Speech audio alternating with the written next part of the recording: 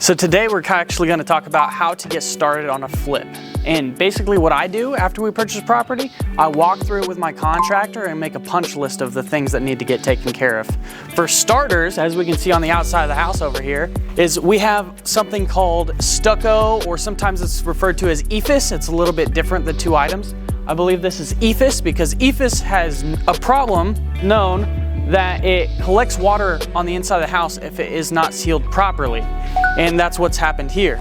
It collected water on the inside of the house and trapped it in there and didn't let the water out. So now we have a very soft siding. This right here, bring it on in. This right here, this is a stud. This is a 2x4 supporting the wall, and it's just mush because this EIFS trapped moisture in there and it just held it against there. On the other side of this is a bathtub.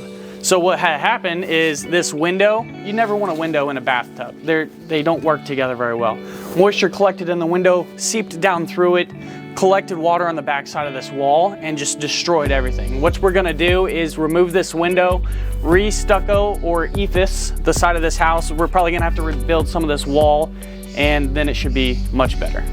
So the cost of that bathroom, there is a lot of mold going on inside of there, so we're gonna have to rip out the sheetrock, put mold resistant sheetrock back in. So that's gonna be a little more of an expense than we would normally see in a bathroom. This bathroom I'm estimating is gonna cost us between $6,000 and $7,000 just because of the extensive sheetrock work and also ripping out the floor, putting new subfloor in.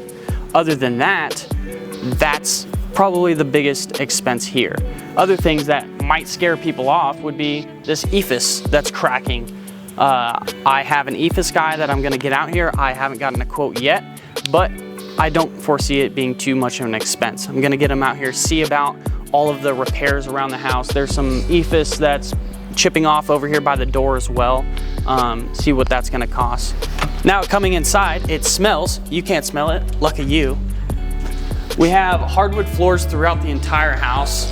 There's one bedroom that is carpeted, but we're gonna rip that carpet up and there's hardwood floors under it. We have this beautiful old dark stained trim throughout the house, and all of it's in pretty good shape.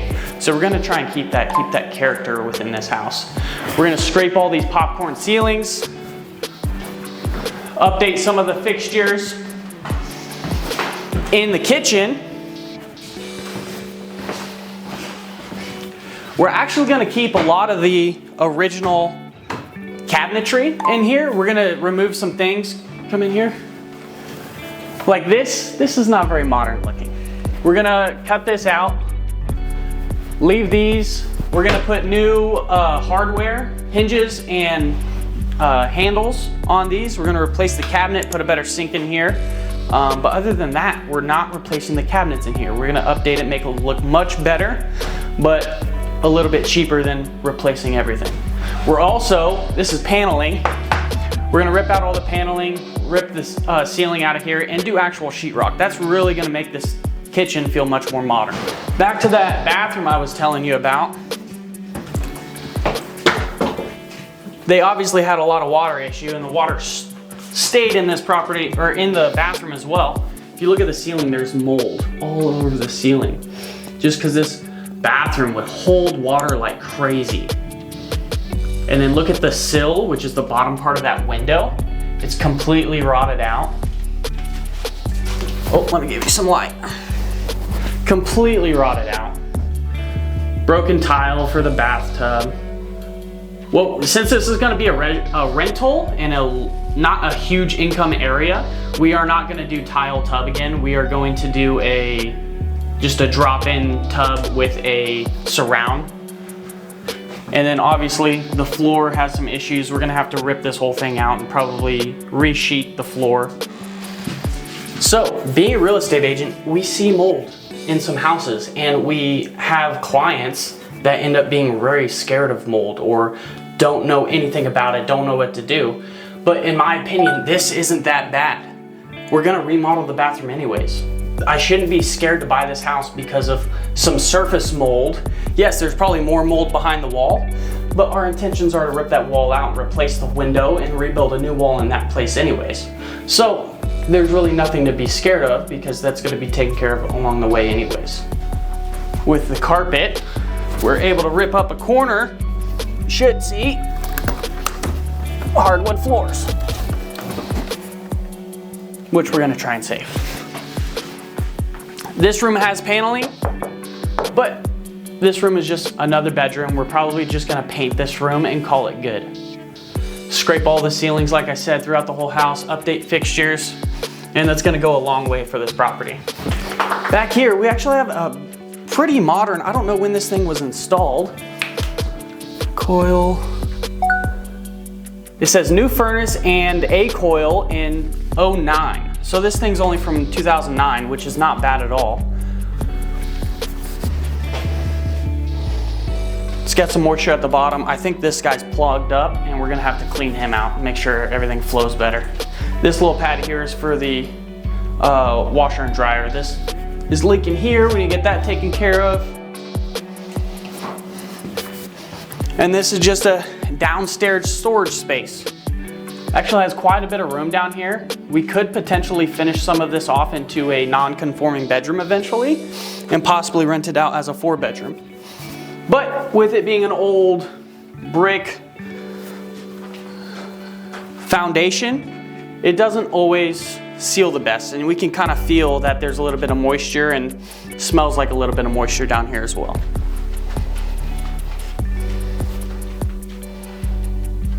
But for now, it's gonna make a great storage area for the tenants that end up moving in here.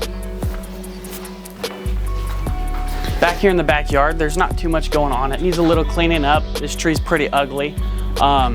It's not hanging over the house, so I'm not too concerned with the tree. A lot of times here in Topeka, we have these older homes that have trees that have been growing around them for 100 years because they're 100-year-old homes. And they got big limbs hanging over the tree. Luckily, we don't have this here. That house right there has got a big old tree hanging over it though. That's what I'm talking about. But this one's looking pretty good. Just gonna clean up the yard. We have a new sewer line already.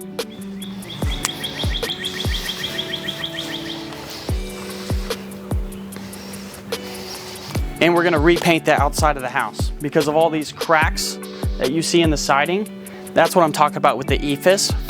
Moisture can get in behind that and just destroy the wood that's holding the house up. If you're looking for your first flip and you're trying to figure out how am I gonna do it, how am I gonna finance it, well, this house right here would be a great opportunity for a hard money lender. Hard money lender would look at this deal and be like, yes, we wanna be a part of it, how can we make it happen? Hard money lenders really look at the deal and not so much the borrower. Yes, they still care about you as the borrower, but as long as there's enough equity inside the deal and their money is safe investing in you in this property, then they're gonna be on board.